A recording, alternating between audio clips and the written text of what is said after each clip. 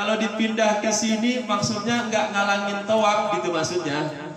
Tapi kata Syekh Muhammad Mutawalli Asy-Sya'rawi, nggak bisa. Seluruh kitab yang saya baca tak boleh memindahkan makam Ka'bah, tak boleh, tak boleh. Ya sudah, lapor aja ke raja. Saya tak berani, kata para ulama Saudi. Syekh Muhammad Mutawalli Asy-Sya'rawi menghadap raja. Kemudian disampaikan dalil-dalil, tulisan-tulisan tentang betapa tak bolehnya memindahkan makam Ibrahim. Akhirnya, alhamdulillah, makam Ibrahim tetap di situ. Apa solusinya? Solusinya dibikin miniatur agak kecil dan dikasih rumah sehingga tidak menghalangi orang tawaf, tapi juga tidak dipindahkan. Alhamdulillah. Berapa lama tawaf? Ya, kira-kira tergantung jarak. Kalau makin jauh ya makin lama, kalau makin dekat putarannya makin cepat. Yang jelas startnya di sini, Pak. Bapak Ibu, startnya di ini ada lampu nih. Ini ceritanya jauh sebenarnya. Ini lampu warna hijau. Lampunya kayaknya bukan miring gitu deh, ke bawah gitu ya, Baji, ke bawah. Nah, ini bocah salah ngejanya nih, bagian lah namanya ke bocah. Nah, lampunya gini nih ke bawah. Ini lampunya malah begini. Nah, yang jelas lampunya ke bawah warna hijau. Seingat saya ke bawah warna hijau.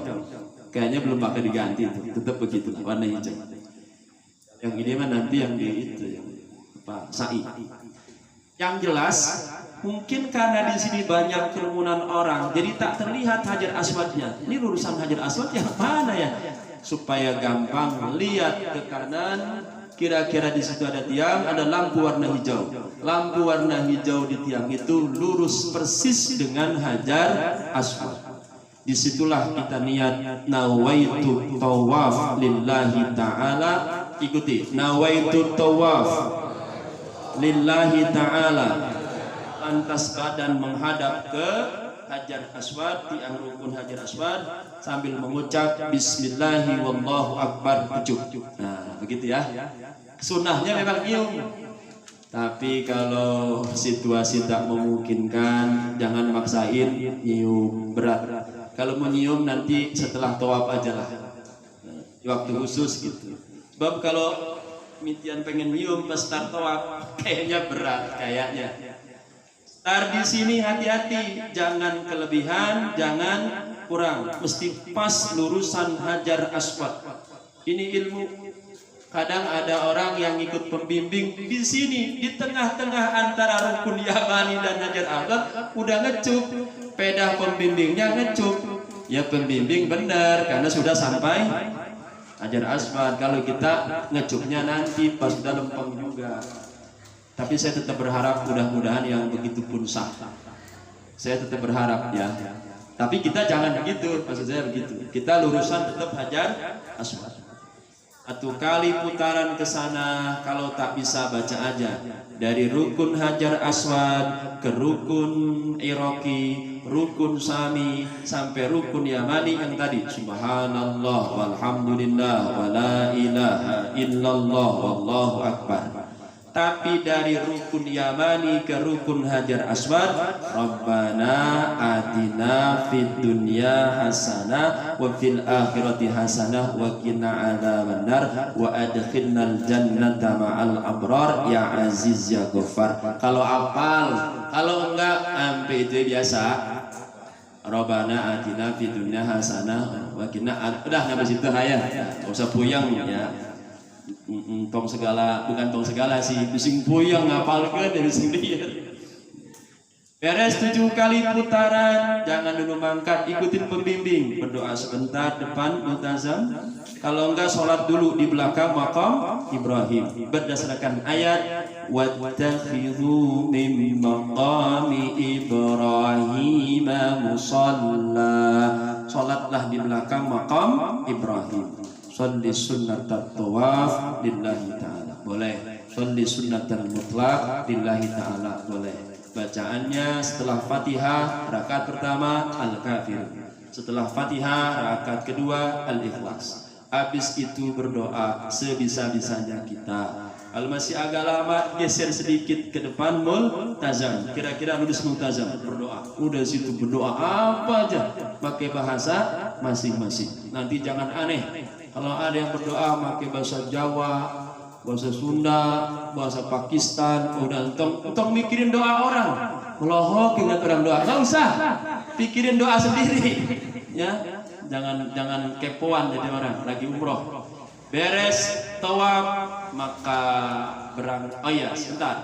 Seandainya batal baru dapat 6 seandainya ini. Batalnya bukan karena apa? Bukan karena berada bersentuhan kulit. Kalau bersentuhan kulit kita taklid aja ke mazhab Imam Malik yang kita tidak batal bersentuhan kulit laki-laki dan perempuan. Sebab kalau batal repot Pak. Batal terus kita itu. Tapi saya berharap wudunya bedain dikit. Nanti Pak Haji dan tim dan kawan-kawan, wudunya nanti bedanya 2 antara wudu mazhab Imam Malik dengan wudu Imam Syafi'i. Kalau Imam Syafi'i saat membasuh saat kepala ini masuk sifatnya rusak. Bagian mana juga boleh, depan boleh, pinggir boleh, masuk syai'i min ar-ra'si, itu mazhab Imam Syafi'i. Tapi Imam Malik wajib basah semua. Air ke tangan, tarik ke belakang, tarik ke depan. Wudunya begitu nanti di sana ya. Imam Malik. Di hotel banyak air, tenang, gampang itu. Di kamar mandi dekat ini juga banyak air. Di kita kelihatan kering, belum enggak banyak. Satu lagi dalku itu agak diurut-urut, digosok-gosok bagian-bagian wudu, tangan, kaki, wajah agak diurut-urut. Kalau yang kita kan sekedar air ngalir cukup. Tapi Imam Malik dia mesti Nah, kalau sudah digosok-gosok gitu dalku dan rambutnya sudah basah semua, maka berlakulah pembatalannya seperti pembatalan mazhab Imam Malik. Artinya bersentuhan kulit laki-laki perempuan tak batal wudu. Kalau itu selamat oke. Tapi kan bisa aja buang angin. Bisa aja pengen kencing. Nah, gak usah bingung. Kalau udah dapat 3 terus ngapain? Ke belakang ke WC, nanti terusin. Biasanya udah beres 3 sampai sini, terusin 4, 5, 6, 7. Sebagian kalau nyebut gitu, nggak harus dari awal lagi. Begitu ya. Insya Allah pembimbingnya pasti nungguin. Mudah-mudahan sih nggak pakai begitu ya Bu. Nah, mudah-mudahan mah lancarlah 7 kali. Jangan beser. Nggak lah, insya Allah nggak. Makanya niat penting dari rumah, kuatin niatnya. Beres tawaf menuju ke sa'i. Udah Mang selesai kayaknya. Ini karena karya bocah, pasti saya bawa pulang lagi ya. Saya pinjam dulu karya bocah. Sampai ke sa'i ngapain? Ya sa'i. Sa'i itu secara bahasa usaha artinya. Apa artinya Pak? Usaha. Apa sebab? Karena dulu Nabi Ibrahim itu pengen banget punya anak. Nih Pak Haji, pengen banget punya. Berapa lama menantikan anak beliau? Kata Imam Ibnu Katsir, hampir 86 tahun menantikan kehadiran seorang putra. Sampainya kata Siti Sarah, udah Bang nikah lagi lah. Tadi saya melihat jamaah pada senyum begitu Pak Haji bilang, dan istri-istri saya jawab pada senyum semua. Udah senyum doang Pak, udah jangan yang lain-lain. Allah berkah Pak Haji dan semuanya, amin. Nah, Nabi Ibrahim ini menikah lagi lah dengan Hajar, Siti Hajar. Akhirnya izin Allah punya anak namanya Ismail. Tapi begitu punya anak luar biasa perintahnya. Wahai Ibrahim, bawa anakmu, tunda, tinggalkan di sebuah lembah, biwadin ghairi dzar'in inda baitikal muharram, di sebuah lembah yang tak ada pohonan, tandus dia di dekat Ka'bahnya Allah yang mulia. Nabi Ibrahim nurut, nggak pakai babi Bu, nurut, jalan Pak. Dari mana? Palestina. Kemana? Ke Mekah. Berapa jaraknya? 1.300 km. Dari kita kemana itu? Kurang, asik kurang. Bandung baru berapa? 200. Surabaya ya? baliklah 1300 km berhari-hari bermalam-malam, luar biasa. Sampai ke lembah itu tinggalkan di kitab Sirah Nabawiyah saat Nabi Ibrahim mau meninggalkan Siti Hajar dan putra kecilnya Ismail, dipegang pak jubahnya sama Hajar karena ditanya pertama, apakah engkau akan meninggalkan kami di sini wahai suamiku? Nabi Ibrahim tak jawab. Ditanya kedua, sama pertanyaannya, Nabi Ibrahim tak jawab. Yang ketiga, begitu mau melangkah dipegang gamisnya oleh Siti Hajar, dan Siti Hajar berkata, Allahu amaraka bihadza. Apakah Allah yang memerintahkan engkau meninggalkan aku dan putramu di sini wahai suamiku? Nabi Ibrahim jawabnya singkat banget, na'am, iya. Begitu dijawab na'am, dilepaskan itu gamis Nabi Ibrahim. Lihat orang hebat Siti Hajar, beliau bilang, idan lan yudayya'ana. Kalau begitu pasti Allah tidak akan menyia-nyiakan kami, saya dan putramu Ismail. Udah, masya Allah, ditinggalkan di situ berdua. Itu kalau Siti Hajar. Coba bini kita tinggalkan di sawit misalnya. Ini perintah Allah bang? Iya. Masa bodoh perintah Allah? Sawit padahal biasa masih terang lah. Ini masuk andus, nggak ada apa-apa. Tapi Nabi Ibrahim pun tetap beliau seorang ayah, seorang suami. Begitu sampai ke bukit yang agak tinggi, balik badan beliau yakin Hajar dan anaknya tak akan lagi melihat beliau, tapi beliau melihat Ka'bah dan istri serta anaknya.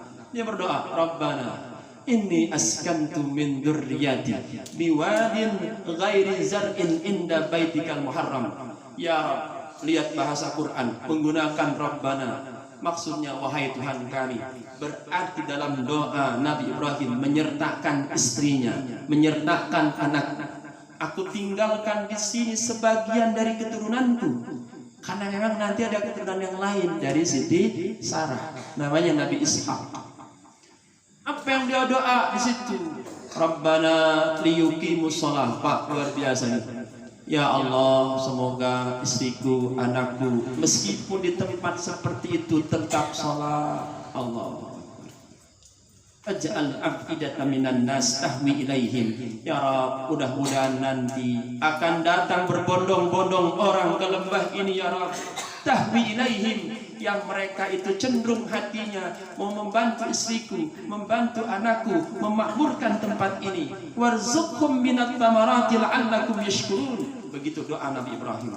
Berikan mereka buah-buahan, makanan, kesuburan, kesejahteraan, la'allakum yashkurun, supaya mereka bersyukur. Dan doa ini benar-benar diijabah oleh Allah Subhanahu wa taala. Sebagian riwayat dalam Quran menyebutkan doanya, Rabbi ja'al hadzal balada aminan wajdubni wa bani an na'budal asnam. Ya Allah, kata Nabi Ibrahim, itu di atas bukit Pak, di atas bukit. Ya Allah, ij'al, jadikanlah tempat ini baladan aminan, negara yang aman. Mekah aman, luar biasa. Hilang apapun, maaf, kita ketinggalan apapun tempat wudhu, baik lagi ada di situ, nggak ada yang berani ngambil.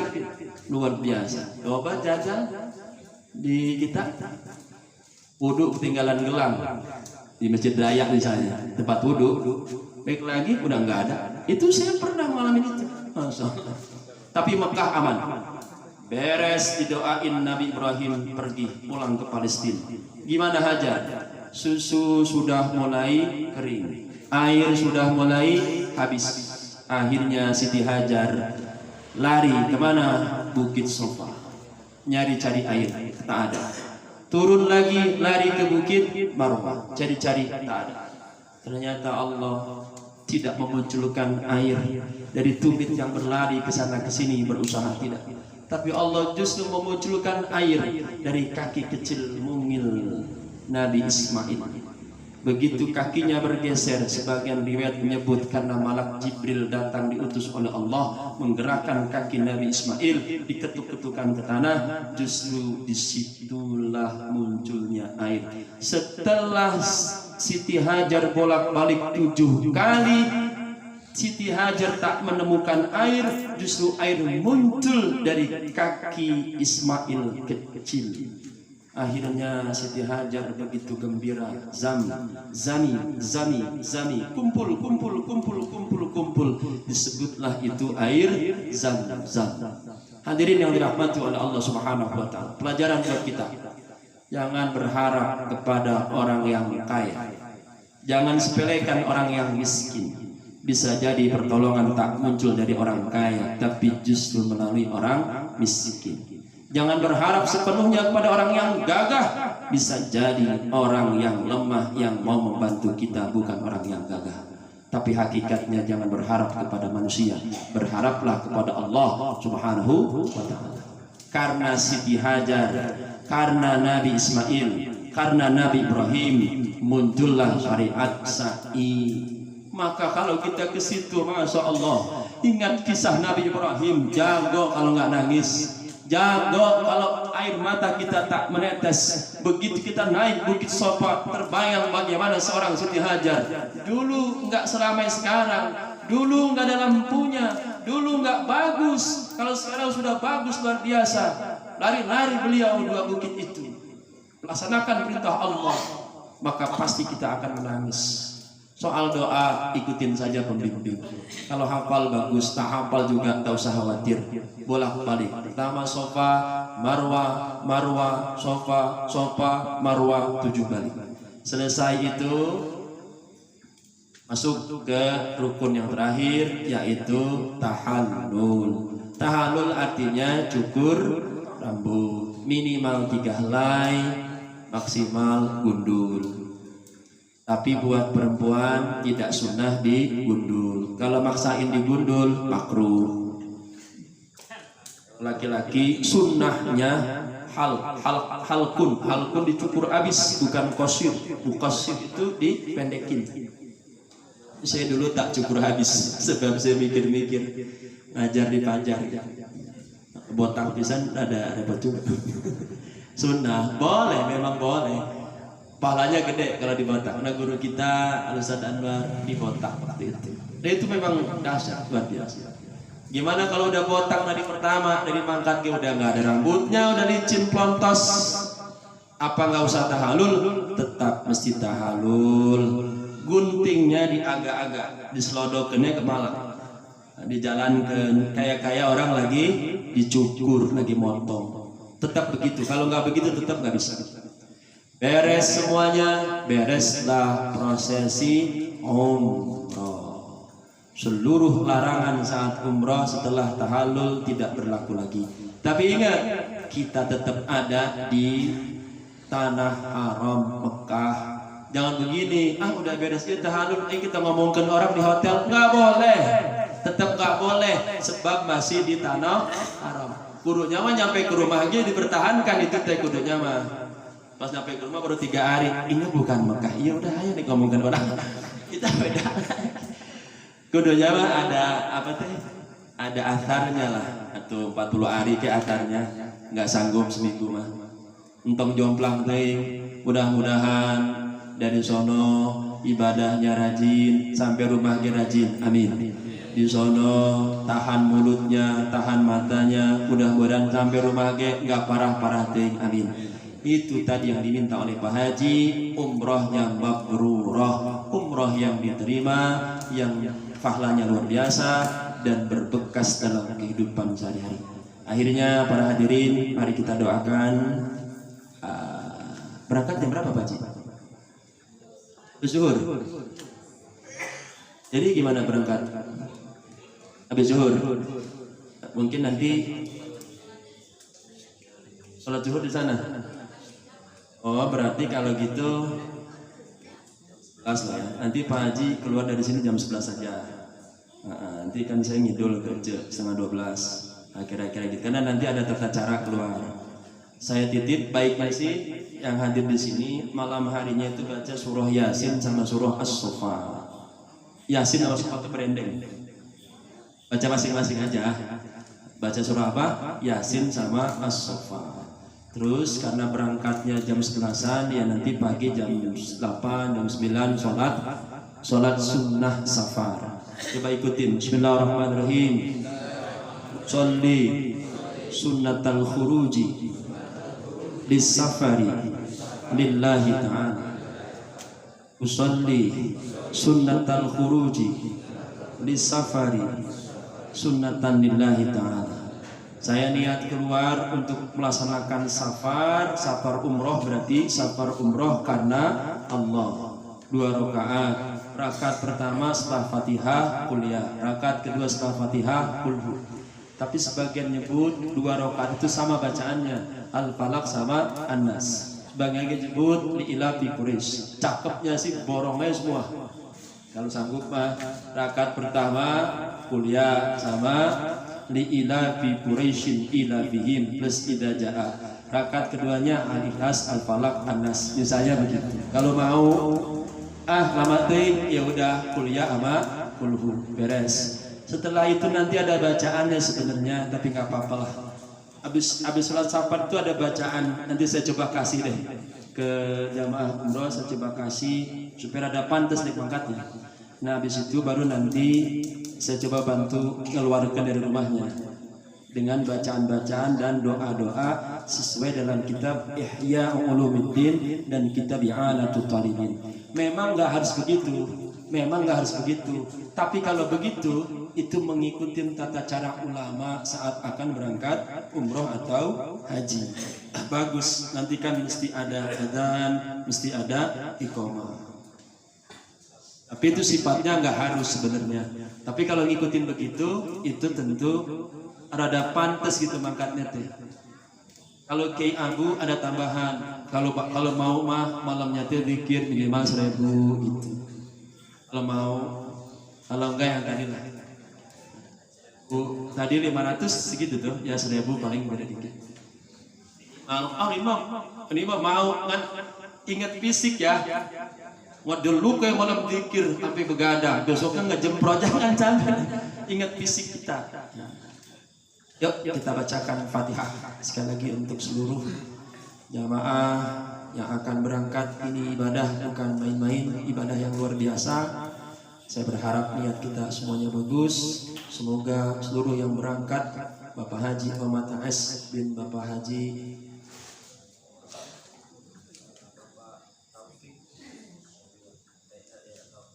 Taufik Fadilah bin Bapak Haji Ahmad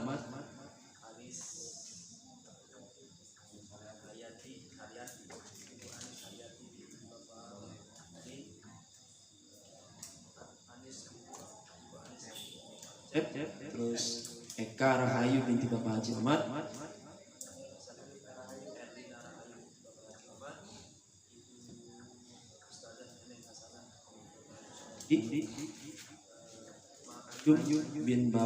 binti Bapak Pak Sebaji. Ini satu lagi, 2 lagi. Ibu Odah binti Bapak Gandhi. Terakhir binti Bapak. Semoga seluruh jamaah umroh yang tadi saya baca Allah mudahkan, Allah lancarkan, Allah selamatkan, ibadahnya biar mabrurah, umrohnya biar berkah, selamat sampai tujuan, selamat di perjalanan, selamat juga nanti sampai kembali setelah 12 hari ke tanah air, ke rumahnya masing-masing. Ala hadhihi niyyah wa ala kulli niyatin shalihah. Al-Fatihah.